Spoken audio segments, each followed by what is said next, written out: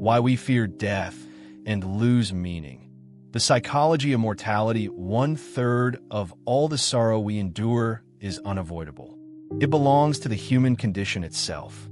It is the cost of being conscious, self-aware creatures who can imagine freedom, and yet remain bound by time, nature, decay, and death. Most people think suffering comes mainly from the story of their life, from childhood wounds, from failed relationships, from painful memories, from regret, shame, and unresolved conflict. And while all of these things matter, they do not explain everything. Some of our deepest suffering comes from something more fundamental. It comes from the fact that we are human beings who know we will die, yet still have to wake up every morning and live as if life makes sense. We are creatures who crave meaning, but inhabit a world that offers no obvious answer to the question of why we are here. This tension lies at the center of human life. We know that one day, everything we love will be taken from us. We know our body will weaken, our time will run out, our plans will remain unfinished. And yet, despite this knowledge, we still long to build, to love, to create, to become someone, to matter. So the question is not simply why we suffer. The deeper question is this: how does a person live peacefully with the certainty of death? How do we keep going when meaning feels fragile?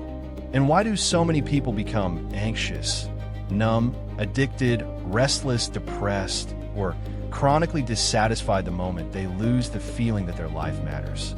In this video, we'll explore these questions through psychology, existential philosophy, and Stoic thought.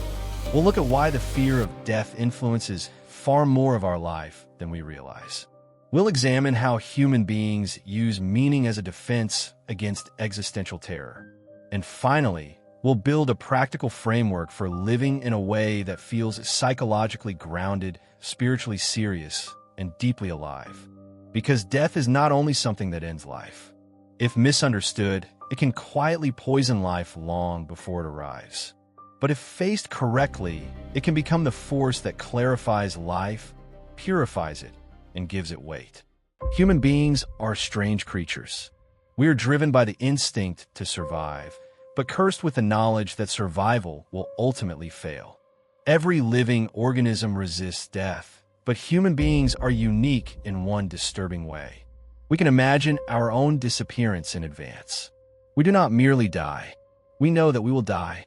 And this awareness changes everything. The fear of death is not always obvious. In fact, most of the time it hides behind more socially acceptable names. We call it overthinking. We call it perfectionism. We call it ambition. We call it anxiety about the future. We call it the fear of missing out. We call it the inability to relax, the need to stay busy, the pressure to prove ourselves, the hunger for recognition, the panic of falling behind. But underneath many of these experiences lies a quieter terror. The terror of being temporary. The terror of not having enough time. The terror of being forgotten. The terror that our life may end before it ever feels complete. This is one of the reasons death anxiety is so psychologically powerful. It doesn't just appear as a fear of physical dying. It spreads itself through the structure of everyday life. It enters our relationships, our work, our goals, our identity, and our need to feel significant. When death stays unconscious, it doesn't disappear. It simply goes underground. It begins shaping us from shadows. A person may become obsessed with achievement because success feels like proof that their life mattered.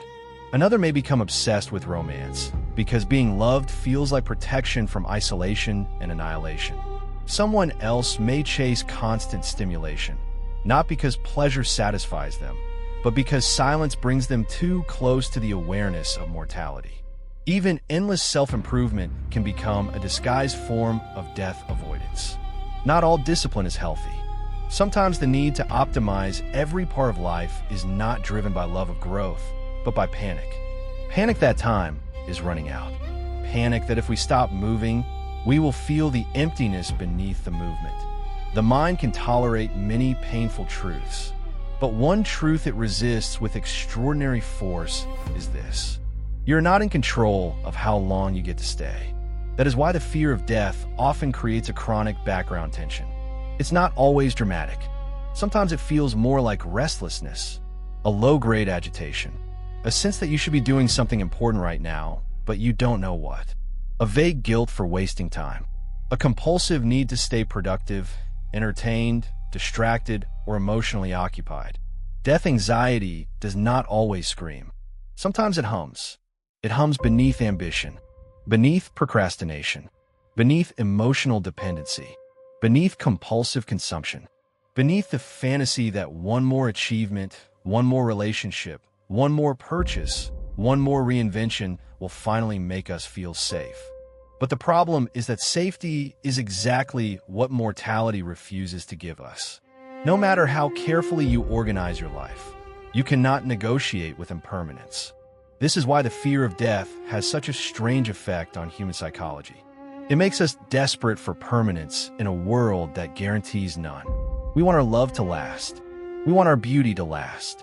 We want our youth, our health, our identity, our success, our reputation, our memories, our place in the world to remain intact. But everything is already moving. The body changes. People leave.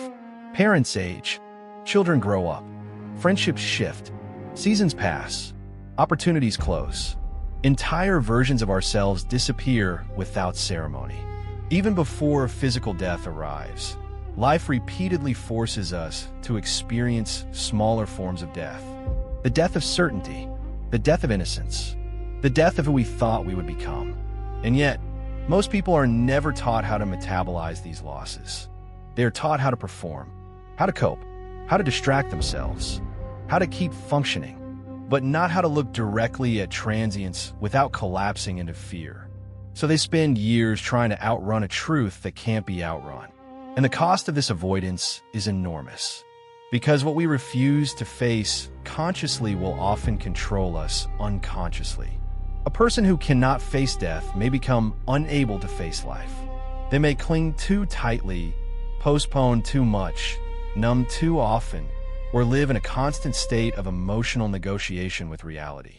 They may become afraid not only of dying, but of truly living, because genuine living requires vulnerability, and vulnerability reminds us that nothing can be permanently secured. This is the paradox. The more desperately we try to protect ourselves from death, the more lifeless we can become. We become cautious where we should be courageous, detached where we should be sincere, distracted where we should be present, and all the while, life keeps moving. This is why the real question is not whether you fear death. On some level, everyone does. The real question is what that fear is making you do. Is it making you cling to comfort and postpone what matters? Is it making you perform a life instead of inhabit one? Is it making you seek significance in ways that leave you emptier than before? Or could it be transformed into something else? Could the awareness of death become not a source of paralysis, but a source of clarity? Could it strip away the trivial and reveal what is essential? To answer that, we need to understand one of the most important psychological ideas ever written about mortality. The idea that much of human life is an attempt to deny death by becoming heroic. The cultural anthropologist Ernest Becker argued that the fear of death is one of the hidden engines of human behavior. Not because people walk around consciously thinking about dying all day, but because mortality creates a deep psychological problem that the human personality must somehow solve. We are finite creatures with infinite imagination. We know we are small, fragile, and temporary, but we also experience ourselves as beings who want significance. We want our existence to count for something. We want our suffering to mean something. We want our life to leave a mark. According to Becker, one of the main ways we manage the terror of death is by pursuing what he called symbolic immortality. Symbolic immortality means trying to participate in something that outlives the body, something larger than the individual organism. A legacy, a cause, a family, a work of art, a body of knowledge, a social mission, a spiritual path, a cultural identity, a story of who we are and why we matter. In other words, We do not want merely to survive. We want to feel that some part of us will continue beyond physical extinction. This is where the idea of heroism enters. For Becker, heroism does not mean battlefield glory or public admiration. It means living in a way that convinces you your existence matters within a larger framework. It means participating in a drama that transcends your private survival.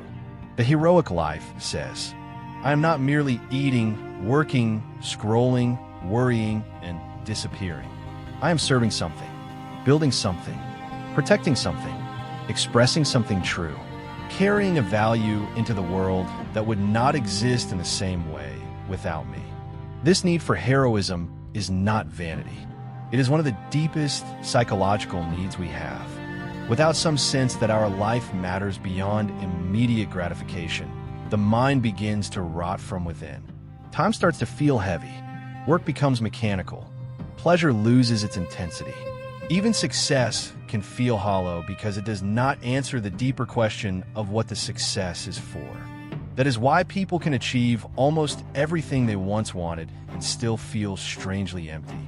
The emptiness is not always a failure of gratitude. Sometimes it is a failure of meaning. A person can have money, comfort, attractiveness, freedom, and status, and still feel inwardly starved if none of it connects them to a purpose that transcends the self. Because the ego can be entertained, admired, and rewarded without ever being fulfilled. Fulfillment usually requires something more difficult. It requires self-transcendence. This is one of the most important distinctions in psychology. The difference between pleasure and meaning. Pleasure relieves discomfort. Meaning organizes existence. Pleasure can soothe us for an evening. Meaning gives us a reason to get up when life becomes painful. Pleasure helps us escape ourselves. Meaning helps us endure ourselves. Without meaning, suffering feels random. Sacrifice feels stupid. Time feels like something to kill. But when meaning is present, even hardship can become bearable because it belongs to a larger structure. This is why people will endure extraordinary pain for something they believe in. They will raise children through exhaustion, build companies through uncertainty, care for the sick, study for years, write books no one may read, fight for causes they may never see fulfilled, create beauty in a world that may never repay them. From the outside, this can look irrational. From the inside, it is often the only thing keeping despair away. To feel heroic is to feel that your life participates in something beyond your appetite, beyond your insecurity, beyond your fear. And when that heroic feeling collapses, something dangerous can happen. The person begins to feel not just sad, but diminished. They feel replaceable, unnecessary, spiritually weightless. They may still function, but internally they no longer experience themselves as someone engaged in a meaningful drama. Their days become repetitive, fragmented, and psychologically flat. They may start seeking stronger stimulation, stronger validation, stronger distraction. Not because they're shallow, but because they're starving for significance. This is where many forms of modern suffering begin. When people cannot find a convincing way to feel that their life matters, they often drift towards substitutes. Status games, ideological possession, compulsive busyness, addictive relationships, endless digital consumption, fantasies of reinvention, moral superiority, workaholism, self-obsession disguised as healing. These substitutes can temporarily mimic meaning, but they rarely satisfy for long because they don't resolve the central problem. They don't answer the question of what your life is in service of. And if nothing is in service of anything larger, then death becomes unbearable. Because if life is only private comfort, then mortality destroys everything. It takes your body, your possessions, your image, your routines, your pleasures, your unfinished plans, and your future. But if life is dedicated to something beyond the self, death does not erase everything in the same way. It still hurts. It still ends your individual story. But it no longer makes the story feel pointless. This is why people are willing to sacrifice so much for causes, faith, art, children, communities, truth, justice, beauty, and love. These things do not abolish death. They place death inside a larger horizon. They give us a way to endure our smallness without collapsing under it. And this leads to a more difficult question. If the mind needs meaning in order to bear mortality, where is that meaning supposed to come from? Is it discovered, created, chosen, inherited? And what do we do if the old sources of meaning no longer feel believable? To be human is not only to know that you will die. It is also to feel that your life should mean something before it ends. This need is so fundamental that when it goes unmet, people often don't simply feel bored. They feel destabilized. They become anxious, depressed, cynical, numb, or chronically empty. The world loses depth. Time loses shape. Motivation dries up. Everything starts to feel both urgent and pointless at once. This is the crisis of meaning. It happens when a person can no longer answer, in a convincing way, the question, what is all of this for? For most of human history, this question was answered by religion, tradition, community, and inherited moral structures. You were born into a story. Your role was not fully invented by you. Meaning was embedded in a cosmic order, a sacred order, a social order, or at least a shared cultural one. But modern life has dissolved many of these structures. Today, a person may have unprecedented freedom and yet feel spiritually homeless. They can choose their career, their identity, their city, their values, their partner, their beliefs, even their self-image, and still feel unable to choose a reason to live. This is one of the hidden burdens of freedom. When nothing is given, everything becomes your responsibility. You must decide what matters. You must decide what is worth suffering for. You must decide how to spend your one life in a universe that offers no universally accepted script. And if you fail to make that decision, life does not pause politely until you figure it out. It continues spending you. That is why the modern person is often exhausted, not only by work, but by self-construction, by the endless demand to define themselves, improve themselves, explain themselves, and create a meaningful life from the raw materials of uncertainty. This uncertainty can become psychologically brutal, because without a framework of meaning, suffering starts to look meaningless. And meaningless suffering is one of the hardest things for the human mind to bear. If I lose someone I love for a purpose I believe in, I may grieve, but I can still endure. If I sacrifice comfort for a child, a cause, a craft, or a calling, the pain can be integrated. It hurts, but belongs somewhere. But if my pain belongs nowhere, then it becomes much harder to carry. It begins to feel absurd. This is why the question of meaning is never merely philosophical. It is clinical. It affects motivation, resilience, self-respect, and mental health. A person who has no answer to why they should keep going will eventually struggle with how. And this is where many people get trapped in a cycle of compensation. They feel empty, so they seek intensity. They feel disconnected, so they seek attention. They feel purposeless, so they seek novelty. They feel inwardly weak, so they seek control. They feel insignificant, so they seek visibility. But intensity is not meaning. Attention is not meaning. Novelty is not meaning. Control is not meaning. Visibility is not meaning. These things can be enjoyable, useful, even beautiful in their place. But none of them can substitute for a life that feels internally justified. A meaningful life usually has a different structure. It binds suffering to purpose. It links action to value. It gives the individual a reason to tolerate difficulty without feeling humiliated by it. And perhaps most importantly, it moves the person beyond obsessive self-preoccupation.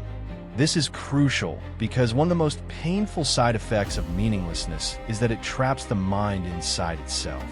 When people don't know what they're living for, they often become hyper-focused on how they feel, how they appear, whether they're falling behind, whether they're healing fast enough, whether they're doing life correctly. The self becomes both the project and the prison. Every emotion becomes data. Every setback becomes identity. Every moment of confusion becomes a referendum on whether life is broken. But the more tightly consciousness folds in on itself, the more suffocating it becomes. Meaning often begins when attention is redirected outward, not away from the self in a neglectful way, but beyond the self in a liberating way. Toward service, toward responsibility, toward truth, toward love, toward creation, toward the long, difficult labor of becoming useful to something larger than your private mood. This is why meaning is so often tied to commitment. Not because commitment is glamorous, but because it forces the self into relationship with something beyond preference. To commit is to say, my life will not be organized only around what feels easy, pleasant, validating, or immediately rewarding. It will also be organized around what I believe is worth giving myself to. That worth matters, because once a person identifies as something worth serving, their suffering changes shape. The tiredness of parenting is no longer the same as meaningless exhaustion. The discipline of a craft is no longer the same as pointless effort. The pain of sacrifice is no longer the same as empty deprivation. The hardship remains real, but it becomes intelligible. And intelligible suffering is far easier to bear than chaotic suffering. This is one of the reasons meaning can feel life-saving. It does not remove pain. It redeems pain by placing it in a structure that the soul can accept. So the question becomes, what kinds of meaning are strong enough to stand against death? What kinds of commitments are deep enough to carry a person through anxiety, uncertainty, and loss? To answer that, we need to examine the forms of meaning that have historically given human beings the strength to live. There is no single formula for a meaningful life, but there are recurring patterns, structures of commitment that help human beings transcend fear, organize suffering, and live with dignity in the face of death. The first and oldest path is sacred meaning. This is the belief that life participates in a reality larger than the visible world, a divine order, a spiritual purpose, a cosmic intelligence, a sacred moral drama in which the individual life matters because it is held within a transcendent frame. For some people, this path is anchored in religion. For others, it is less doctrinal and more intuitive, a sense that consciousness, love, beauty, sacrifice, or moral striving connect them to something greater than material survival. The psychological power of sacred meaning is profound because it offers more than comfort. It offers orientation. It tells the person that their suffering is not random, their conscience is not meaningless, and their life is not merely a temporary biological event. Whether one interprets this literally or symbolically, the effect can be stabilizing. It allows a person to live not only as a consumer of experiences, but as a participant in a sacred task. But not everyone can believe this, and forcing belief where there is none rarely produces genuine meaning. So there must be other paths. One of them is love and responsibility. Not romantic intoxication alone, but the deeper form of love that binds you to the care of another person, another life, another future. To genuinely love someone is to step outside the prison of self-concern. It is to say, my life is no longer only about me. My time, my patience, my labor, my courage, my tenderness now belong partly to something beyond my comfort. This is why parenthood, mentorship, caregiving, and devotion can be so psychologically meaningful. They ask the individual to become reliable, to show up even when they are tired, to sacrifice mood for responsibility, to turn love into action. And in doing so, they often rescue the person from triviality. Another path is service. Service means orienting your life around reducing suffering, increasing order, protecting what is fragile, or contributing to the well-being of others. It does not require sainthood. It may happen quietly through teaching, healing, building, listening, designing, writing, leading, organizing, or simply becoming the kind of person whose presence makes life more bearable for others. Service is meaningful because it places the self inside a moral horizon.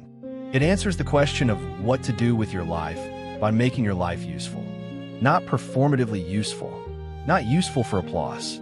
Useful in the literal sense that your existence becomes a net contribution to something real. A person who is useful in this way often experiences a different kind of dignity. Their days may still be difficult, but they are not empty. Their suffering is in contact with reality, is spent on something. Then there is the path of creativity.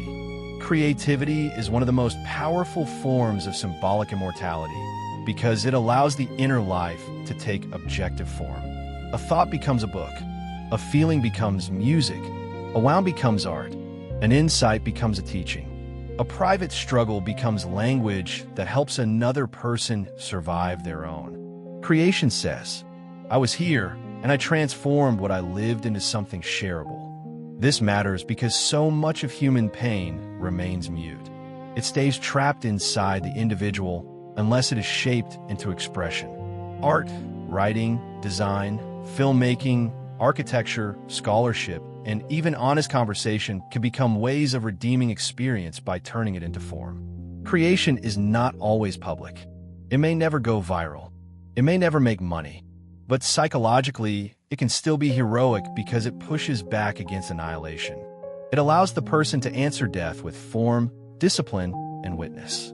Another path is dedication to truth, excellence, or a worthy cause. This path asks a different question. What ideal is worthy of your loyalty? Justice, beauty, wisdom, freedom, healing, craftsmanship, truthfulness, spiritual depth, the protection of children, the defense of what is good. A person who serves an ideal is not merely trying to feel better. They're trying to align themselves with something they consider inherently valuable. Their life gains shape because their actions are no longer random. They're measured against a standard, and standards matter. Without standards, the self becomes soft, reactive, and easily seduced by comfort. But when a person serves an ideal, life acquires direction. Choices become clearer. Sacrifice becomes more tolerable. Identity becomes less dependent on mood. This is why a meaningful life is rarely built on preference alone. Preference changes with emotion. Meaning usually requires fidelity to something that remains important even when emotion changes. All of these paths, sacred meaning, love, service, creativity, devotion to ideals, share a common feature. They move the individual beyond narcissism. Not beyond individuality, but beyond self-enclosure. They ask the person to stop treating life as a constant exercise in self-protection and start treating it as an offering. What can you build? What can you protect? What can you give your loyalty to? What kind of truth can you embody?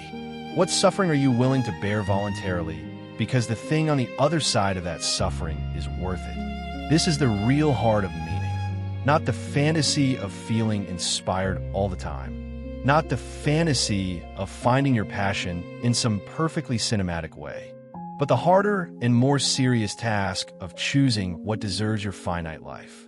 Because your life is finite. That is what gives the question its weight. If you had forever, almost nothing would matter urgently. You could postpone every act of courage, every apology, every discipline, every creative risk, every confession of love, every attempt to become who you know you could be. But you do not have forever. That is why mortality can become clarifying.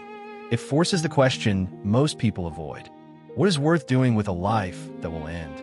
Not what is entertaining, not what looks impressive, not what numbs the panic for a few hours. What is worth the cost of your existence? If you can answer that honestly, even imperfectly, then you already have the beginnings of meaning. But there is still one more problem. What if you cannot be certain that your chosen meaning is objectively true? What if your cause, your values, your service, your art, your faith, your devotion, all of it, might ultimately rest on uncertainty? Can a person still live meaningfully without certainty? I think they can, but only if they learn a difficult form of courage. One of the hardest facts of human life is that we rarely get certainty about the things that matter most. You may never know for sure that your life has a cosmic purpose. You may never know whether your work will outlast you. You may never know whether your sacrifices were fully understood. You may never know whether the path you chose was the highest one available to you. You may never know whether history, God, the universe, or the future will justify your effort. And yet, despite this uncertainty, life still asks you to choose. This is the burden of maturity. You must commit before the evidence is complete. You must act before the meaning is guaranteed. You must give yourself to something while knowing that doubt may never disappear. Many people secretly believe that meaning should arrive with certainty, that once they find the right path, they will feel calm, convinced, and internally aligned forever. But that is rarely how life works. More often, meaning behaves like a discipline rather than a revelation. It is not simply found. It is enacted. It is built through repeated loyalty to what you believe matters. A meaningful life, then, is not a life free of doubt. It is a life in which doubt does not prevent devotion. You still feel uncertainty, but you continue. You still feel fear, but you continue.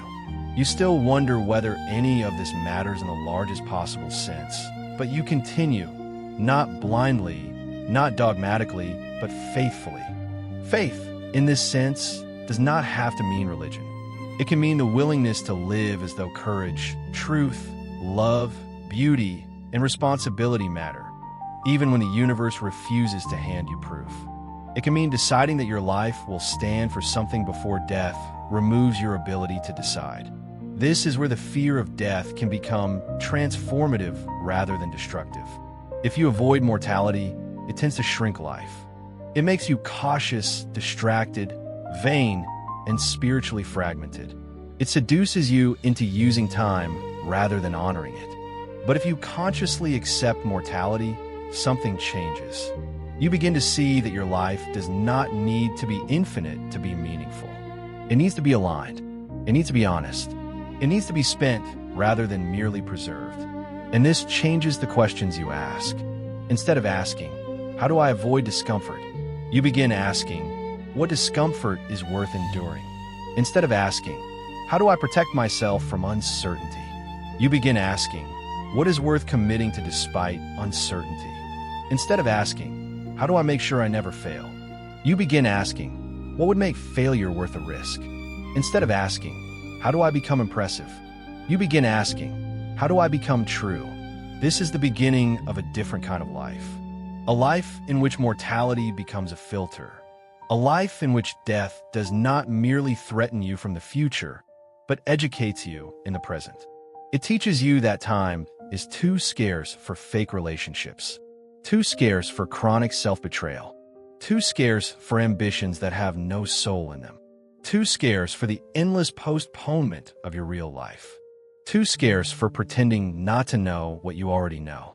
Because most people do know, at least dimly, where they're betraying themselves. They know the conversation they need to have, the work they need to begin, the habit they need to break, the apology they need to make, the addiction they need to stop romanticizing, the truth they need to admit, the calling they keep treating like a hobby because taking it seriously would demand too much courage. Mortality sharpens all of this. It whispers, you're not here forever. So stop living as if your real life will begin later. The most psychologically healthy relationship to death is not obsession and not denial. It is integration. To integrate death means to let its reality inform your choices without poisoning your spirit. It means remembering that your time is limited, while refusing to become nihilistic about that fact. It means allowing impermanence to make you more sincere, not more hopeless. This kind of integration produces several changes. It makes gratitude less sentimental and more concrete, because you understand that everything is temporary. It makes love more serious, because you understand that every conversation may someday become a memory. It makes discipline more urgent, because you understand that your days are not an abstract resource. It makes forgiveness more possible, because you understand how absurd it is to waste precious life on ego games. It makes courage more necessary, because the clock is running whether you act or not. And perhaps most importantly, it makes meaning less theoretical, Meaning stops being a concept and becomes a question of use. What are you using your attention for? What are you using your suffering for? What are you using your talent for? What are you using your remaining years for? A meaningful life is not one in which everything is resolved.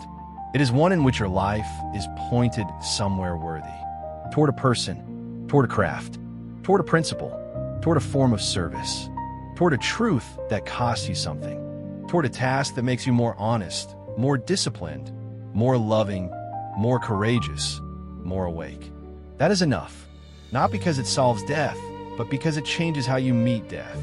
A person who has spent their life in alignment with something worthy may still fear dying, but they fear it differently. They are not simply losing pleasures, status, and unfinished fantasies. They are completing a serious attempt to live well. And that matters, because in the end, the opposite of death is not youth. It is not comfort. It is not success. It is not endless distraction. The opposite of death, psychologically speaking, is aliveness.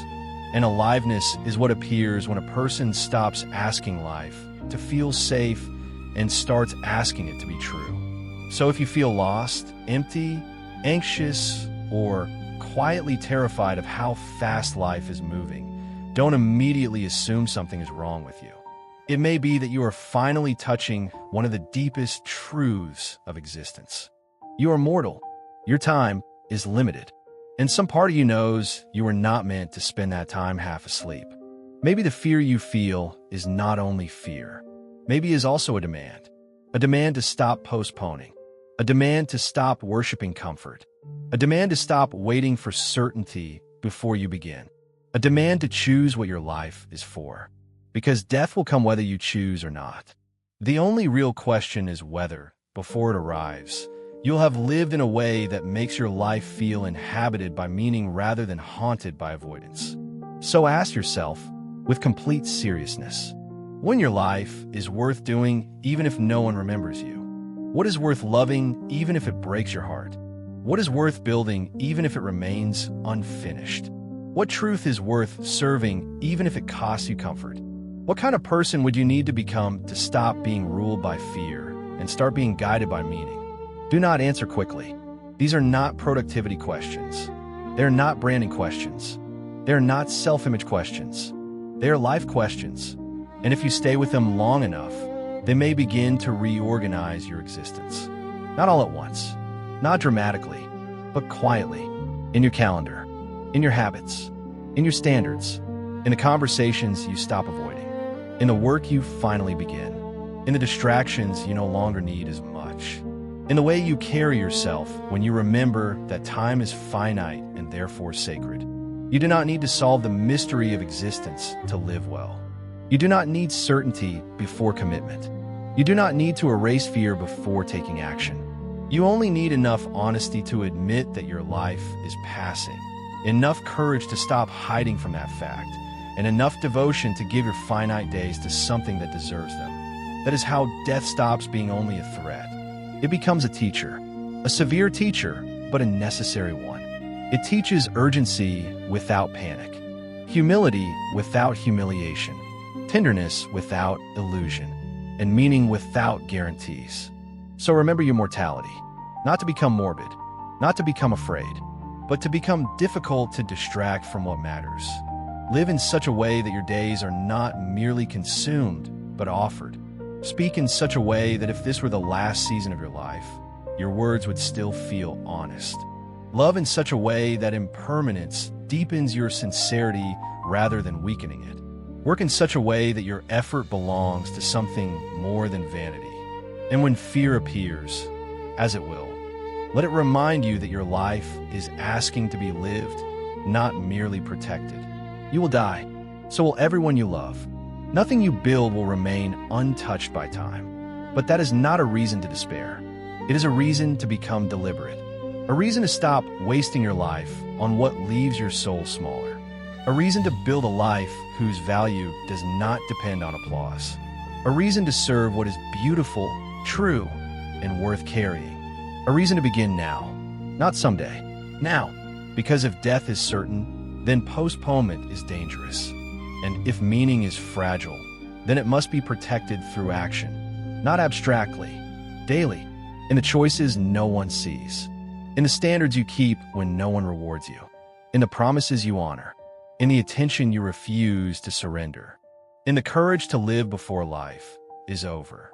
That is the task, to face death without denial, to create meaning without certainty, to love without guarantee, to act without waiting for perfect clarity, to become, in the short time given to you, a person whose life is not organized around fear, but around devotion to what matters. That is enough. That is more than enough. And perhaps that is the closest thing we have to wisdom. If this video spoke to something in you, keep the question with you after it ends. When your life is worth doing, even if no one remembers you. Write it down. Sit with it. Let it disturb you a little, because the quality of your life may depend on how honestly you answer it. If you want more videos on existential psychology, Stoicism, depth psychology, and the hidden forces shaping the mind, subscribe and stay close. This is not content for distraction. It's content for remembering what matters.